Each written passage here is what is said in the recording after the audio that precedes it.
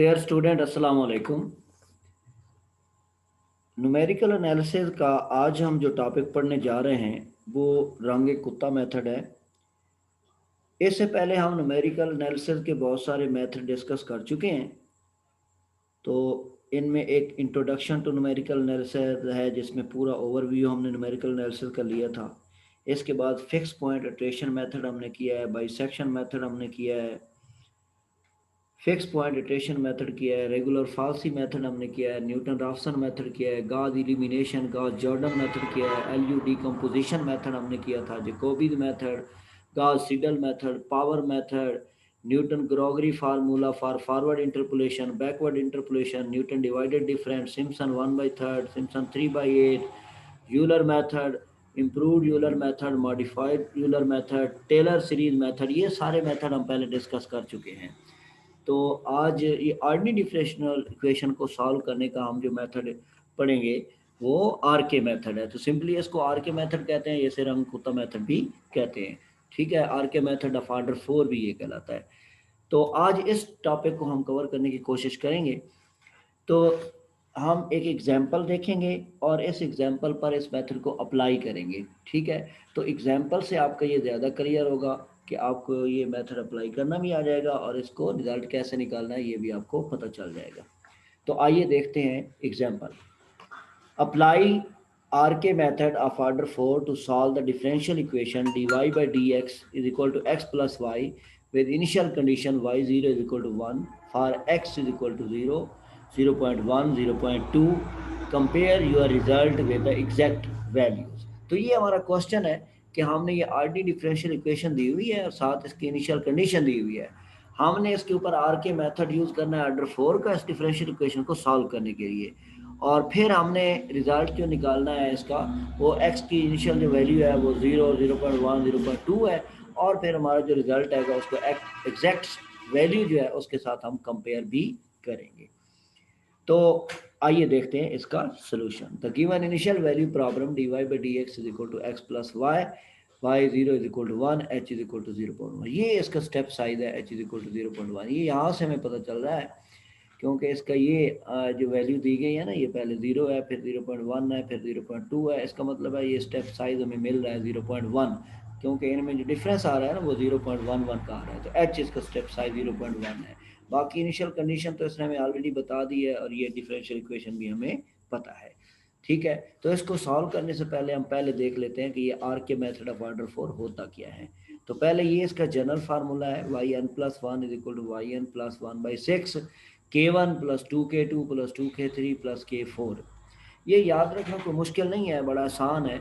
इसकी ट्रिक ये है कि y n plus one term हम लेंगे तो पहले तो इससे जो प्रीवियस टर्म वाई एन हो जाएगी वो लेंगे, बाकी हम 1/6 लेंगे।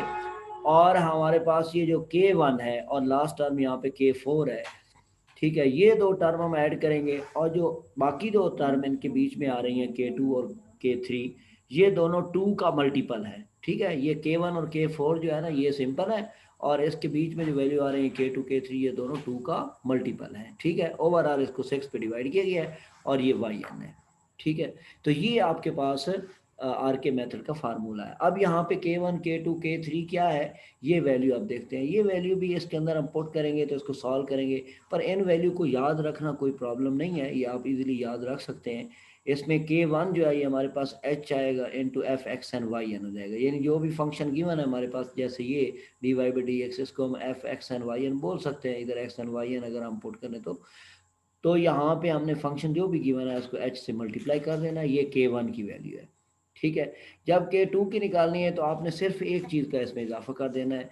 ये xn ऑलरेडी है, h ऑलरेडी है, f ऑलरेडी है, xn ऑलरेडी है, इसमें आपने h/2 ऐड कर देना है। सिमिलरली जो सेकंड टर्म है yn, इसमें ये जो k1 है k1/2 ये इसमें ऐड कर देना है। ठीक है, ये सेकंड टर्म जो yn है इसमें k1/2 ऐड कर देना है। ठीक है, तो ये k2 की वैल्यू आ जाएगी।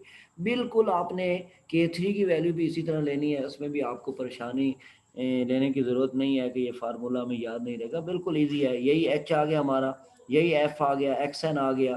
ठीक है, ये h/2 आ गया और ये सेकंड कोऑर्डिनेट जिस कोऑर्डिनेट भी कहते हैं yn ये आ गया। प्लस यहाँ K1/2 था ना, आपने जस्ट यहाँ K2/2 कर देना है। तो आपने K2 की वैल्यू ऑलरेडी यहाँ पे निकाली है, तो यहाँ पे K2/2 कर देना है। ठीक है, तो ये तो दोनों टर्म बिल्कुल सेम है, यहाँ पे इनमें सिर्फ एक डिफरेंस है, K1/2 और इधर K2/2 है। ठीक है, बाकी ये K2 और K3 का फार्मूला जो है ना बिल्कुल सेम है। अच्छा, लास्ट में हमारे पास है K4 की वैल्यू। तो K4 की वैल्यू तो याद रखना और भी आसान है। इसमें आपके पास ये जो हम 2 बाई नीचे कर रहे थे, डिवाइड कर रहे थे 2 पे, उसमें ये भी ख़त्म कर देना है, एक्स एन प्लस एच आ जाएगा। ठीक है, सिंपल एच आ जाएगा, 2 डालेंगे हम नीचे से। इसी तरह वाई एन जो है ये यहाँ पे K3 आ जाएगा, तो इसमें भी बटे में 2 जो है वो नहीं होगा, तो ये K4 की वैल्यू आ जाएगी। तो ये हमारे पास K1 K2 K3 K4 की वैल्यू आ गई है। अब हम ये वैल्यू की निकालने के बाद इसमें पुट करेंगे। ठीक है, तो हमारे पास इसकी इटरेशन आती जाएगी। तो अब हम इस फार्मूले को इस्तेमाल करके देखते हैं और सवाल को हल करके देखते हैं। ठीक है, तो सबसे पहले हम यहाँ पे n0 पुट कर देते हैं। जब हम n0 पुट करेंगे तो पहले तो आप K1 में n0 पुट करें ना, तो यहाँ से h आएगा हमारे पास, और यहाँ x0 y0 f आ जाएगा, f इंटू x0 y0 आ जाएगा। अच्छा, अब फंक्शन हमें पता है ये गिवन है, d y by d x ये एफ एक्स वाई की इक्वल होता है, और ये दोनों का सम है। ठीक है, एक्स और वाई दोनों का सम है। तो यहाँ पे आपने क्या करना है, यहाँ पे आपने ये जो x0 y0 है ये फंक्शन के ऊपर अप्लाई करेंगे, तो वो इन दोनों का सम आ रहा है, तो यहाँ पे h आएगा और ये x0 प्लस y0 आ जाएगा। अच्छा, h हमें स्टेप साइज पता है 0.1 है, x0 इनिशियल वैल्यू हमें पता है, ये वैल्यू है x0। ठीक है, ये 0 है, और y0 कितना है 1 है, तो यहाँ पे हम 0 पुट करेंगे और ये 1 पुट करेंगे। ठीक है, 0 प्लस 1 1 होता है, 1 को 0.1 से मल्टीप्लाई करेंगे तो ये 0.1 आ जाएगा, तो ये K1 की वैल्यू निकल आई है। अब K2 का यही फार्मूला रिवाइज करेंगे जो यहाँ पे हमने लिखा है, h आएगा f(x0) h/2 ऐड हो जाएगा, इधर K1/2 हो जाएगा।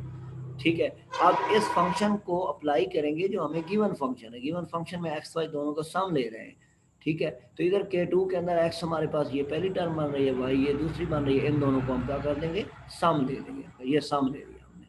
ठीक है, अब जस्ट इसके अंदर वैल्यू पुट करें, x0 गिवन है 0। ठीक है, h हमने मालूम किया 0.1, नीचे 2 पे डिवाइड करेंगे, y0 1 है, और K1 अभी हमने निकाला 0.1, ये ऊपर पुट करेंगे, नीचे 2 पे डिवाइड करेंगे, इसको सिंप्लीफाई करेंगे तो 0.11 आ जाएगा, तो ये K2 की वैल्यू आ जाएगी। अब K3 की वैल्यू लेनी है, तो उसके लिए फार्मूला K3 वाला यूज़ करेंगे, h आएगा f x n plus half h y n plus K2/2। ठीक है, तो यहाँ पे आपने ये वैल्यू पुट कर देनी है, h हमारा सेम आ गया, x0 आ गया, h/2 आ गया, ये फंक्शन हम अप्लाई करेंगे ना यहाँ पे, तो ये आपको पता है सम है इन दोनों का, तो x0 h/2 plus y0 K2/2 आ जाएगा। वैल्यू पुट करें, x0 तो 0 है, h 0.1 नीचे 2 आ गया, y0 1 है, और K2 अभी जो जस्ट हमने ये निकाला 0.11, ये यहाँ पे रख के नीचे 2 पे डिवाइड करेंगे, इसको सिंप्लीफाई करेंगे, ये हमें रिजल्ट देगा 0.1105। इस तरह K3 भी निकल आया। अब बारी है K4 की, तो पहले तो K4 फार्मूला लिखेंगे, h हमारा आ गया। ठीक है, f(x0) plus hy0 plus K3। ठीक है, ये हमने यहाँ पे वैल्यू पुट कर ली है। ठीक है, तो ये बनेगा h। अब इनके ये जो दोनों वैल्यूज़ हैं गिवन फंक्शन के मुताबिक, इन दोनों का हम सम ले लेंगे, तो x0 प्लस h आएगा, सिमिलरली y0 प्लस K3 आ जाएगा। अब इसमें ये वैल्यू पुट कर दें। ठीक है, h 0.1 आ गया, x0 0 आ गया, फिर h 0.1 आ गया, इसके बाद y0 हमें पता है 1 है, और फिर K3 जो है ना ये हमने ये निकाला है 0.1105। ठीक है, इसको सिंप्लीफाई करेंगे 0.12105 आ जाएगा। अच्छा, ये चारों वैल्यू हमारे पास आ गई है, K1 आ गया है, K2 आ गया है, K3 और K4, ये चारों वैल्यू आ गई हैं। तो अब हमें ये जो फार्मूला आर के मेथड का दिया हुआ है, इसके अंदर ये K1 K2 K3 K4 ये सारी वैल्यू हम निकाल ली है, इस इक्वेशन 1 के अंदर ये वैल्यू पुट करें, एन हमने 0 रखा हुआ है, तो ये y1 की वैल्यू फर्स्ट इटरेशन हमें देगा। ठीक है, तो यहाँ पे फर्स्ट इटरेशन y1 होगी, ये किसके इक्वल हो जाएगा, ये हो जाएगा y n0 रखा हुआ है, तो y0 के इक्वल हो जाएगा। ठीक है, तो y0 हमें पता है 1 है, इसके बाद कितना है 1/6 आ गया, 1/6 हमने लिख लिया। फिर हमने क्या करना है, K1 की वैल्यू पहले पुट करनी है, लास्ट पे K4 की करनी है, और 2 3 दोनों जो K की वैल्यू है इसके साथ आपने 2 को मल्टीप्लाई कर देना है। ठीक है, ये 2 को मल्टीप्लाई करेंगे, फिर K1 की वैल्यू आ जाएगी, सॉरी K1 हमने ये लिखा है, ये K2 की वैल्यू आ जाएगी और फिर 2 मल्टीपल हो जाएगा K3 का, तो K3 जो है ना ये हमारे पास 0.1105 है, इससे 2 को मल्टीप्लाई करें, ये लास्ट टर्म K4 हमारे पास जो है ना ये ऐसे आ जाएगी, ये K4 0.12105, ये हमने सेम टू सेम लिख दिया है। ठीक है, अब जस्ट इसको हम सिंप्लीफाई करेंगे, एक स्टेप में इसको हमने सिंप्लीफाई किया है, सिंप्लीफाई किया है तो हमारे पास रिजल्ट है 1.11034 आ गया, तो ये y1 की वैल्यू आ गई है। अच्छा, अब ये फर्स्ट अप्रॉक्सीमेट वैल्यू जो y1 है ये हमें मालूम हो गई है, अब हम इसकी लेंगे सेकंड अप्रॉक्सीमेट वैल्यू। तो अब आपने सेकंड के लिए ना n इज इक्वल टू 1 को पुट कर देना, ये फर्स्ट इटरेशन जो थी ना इसके लिए हमने n0 रखा था, आपको याद है ये n0 रखा है। जब हमने इसकी सेकंड इटरेशन करनी है तो यहाँ पे n0 के बजाय n को 1 रख देना है। जब n 1 रखना है तो इस फार्मूले के अंदर n को 1 रखेंगे तो 1 + 1 y2 की वैल्यू हमारे पास आएगी। ठीक है, बाकी ये y1 हो जाएगा और यहाँ पे बाकी K1 2 K2 2 K3 K4 ये वैल्यू हमारे पास इसी तरह आ जाएगी। ठीक है, तो यहाँ पे हमने अब n इक्वल टू 1 पुट करना है, उसके लिए आपने ये सारा प्रोसेस जो पीछे हमने किया इसी को रिपीट करना है। K1 का फार्मूला हमने लिखा, फार्मूला अप्लाई किया हमने, इसके अंदर वैल्यू पुट की, वैल्यू पुट करने के बाद K1 की वैल्यू निकाली। सिमिलरली K2 जो है इसका पहले हमने फार्मूला लिखा है, फिर इसके अंदर वैल्यू पुट की है, फंक्शन की वैल्यू दोनों में सम है ना, x प्लस वाई है। ठीक है, तो इसमें x कोऑर्डिनेट और y कोऑर्डिनेट दोनों का सम आ गया, ये फंक्शन अप्लाई हो गया। अब वैल्यू पुट कर दी, वैल्यू को पुट करने के बाद सिंप्लीफिकेशन के बाद ये रिजल्ट हमें K2 का मिल गया। अब इसी तरह K3 का पहले फार्मूला लिखा है, फिर फंक्शन अप्लाई किया है, फिर इसके ऊपर वैल्यू पुट की है, तो ये K3 की वैल्यू आ जाएगी। सिमिलरली K4 की वैल्यू, इसका फार्मूला पहले लिखा है। ठीक है, फिर इन दोनों का सम हमने कर दिया है, जो हमें फंक्शन यही गिवन है dy/dx = x + y। ठीक है, तो x और y दोनों कोऑर्डिनेट को हमने ऐड कर दिया है। अब वैल्यू पुट करेंगे, इसमें सिंप्लीफाई करेंगे तो ये K4 देगा। अब n = 1 के लिए हमारे पास ये सारी वैल्यू आ गई है। n = 1 के लिए हमारे पास K1 भी आ गया, K2 भी आ गया, K3 भी आ गया, K4 भी आ गया। तो n1 के लिए अब हमने चारों वैल्यू निकालनी है। ठीक है, तो अब हम पुट करेंगे n1, तो फार्मूला हमें क्या देगा, second approximation which is y2 and which is equal to y1 + 1/6 into K1 + 2K2 + 2K3 + K4। ठीक है, अब ये K1 K2 K3 K4 ये सारी वैल्यू हम निकाल चुके हैं, ये जस्ट हमने इसके अंदर पुट कर दी है। पुट करने के बाद इसको हमने सिंप्लीफाई किया है, तो ये हमें रिजल्ट मिल गया है। ठीक है, तो इसमें ये दो अप्रोक्सीमेशन हमने की है, पहली तो y0 पे वैल्यू गिवन होती है, दूसरी y1 होती है। ठीक है, 0.1, और अब ये क्या होगी y0.2, तो यहाँ पे हमें जो रिजल्ट मिलेगा ना वो y0.2 मिलेगा। ये सेकंड रिजल्ट है, सेकंड अप्रोक्सीमेशन y0.2 पे आ जाएगी।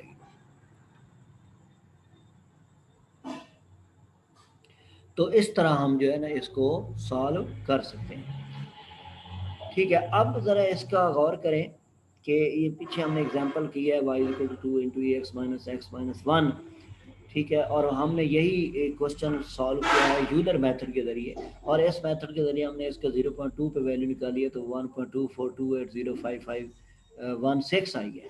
ठीक है, जब हम इस रिज़ल्ट को और इस रिज़ल्ट को कंपेयर करते हैं ना, तो इसको आप देखें ज़रा, ये पहले 1 आ गया, फिर 2 आ गया, फिर 4 आ गया, फिर 280 आ गया।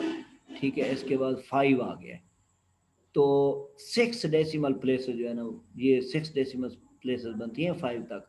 यहाँ तक इन दोनों का रिजल्ट जो है ना ये दोनों मैच हो रहे हैं। Comparison on comparison we see that answer with RK method is exact up to 6 decimal places. इसका मतलब ये है कि जब हम इसको कंपेयर करेंगे तो जो हमारा एग्जैक्ट रिजल्ट है उसमें इसका आंसर 6 डेसिमल प्लेसेस तक जो है ना वो बिल्कुल एग्जैक्ट है। तो इस तरह हम आर के मेथड जो है ना इसको इस्तेमाल कर सकते हैं।